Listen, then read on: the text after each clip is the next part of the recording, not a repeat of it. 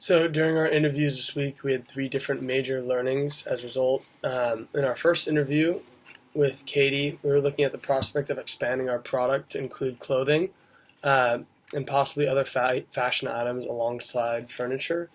Our first interviewee, daughter of a clothing company owner, helped validate one of our hypotheses that incorporating a clothing section for college trade would be very popular amongst students.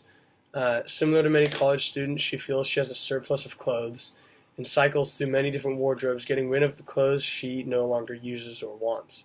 While she has tried online resale sites such as Amazon and eBay, she now, instead of waiting for the responses, donates them to local shelters or secondhand stores, losing the profit that each item has.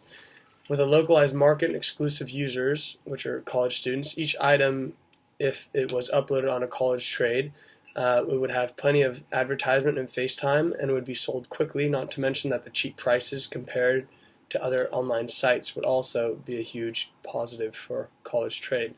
This has prompted us to choose to broaden our product to include used clothing, which also removes the restriction we had earlier on college trade being seasonal due to seasonal moving times to now year-round. Our next interview was with Mikey Williams. We focused on one of the issues we had from last week about how to solve the problem of partnering with a moving company to help us move the supplies from one place to another. Mikey works for a company called College Hunks, which focuses on employing college students to move furniture. This company actually matched our market group. So from Mikey's interview, we noted that the company had often left to throw out unwanted items that could very possibly be used by someone else. From this, we received his boss's contact information in order to see if he would be willing to set up a partnership with College Trade. So our last interview was with Thomas Carroll, a Berkeley grad, and we were focused on problems that were highlighted previously in last week and previous weeks, the pricing and the usability of our company. We asked Thomas whether he had ever had trouble navigating other resale apps such as Amazon and eBay.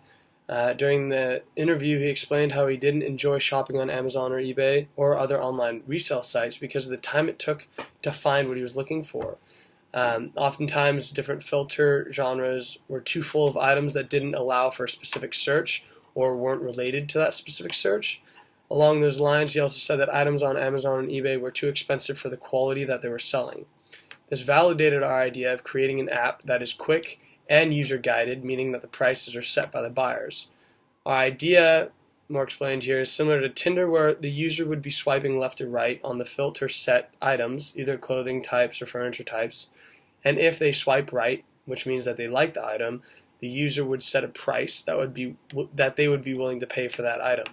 As of now, our working idea is that the seller would see the different prices set by previous viewers and would match with the price that they agreed with most.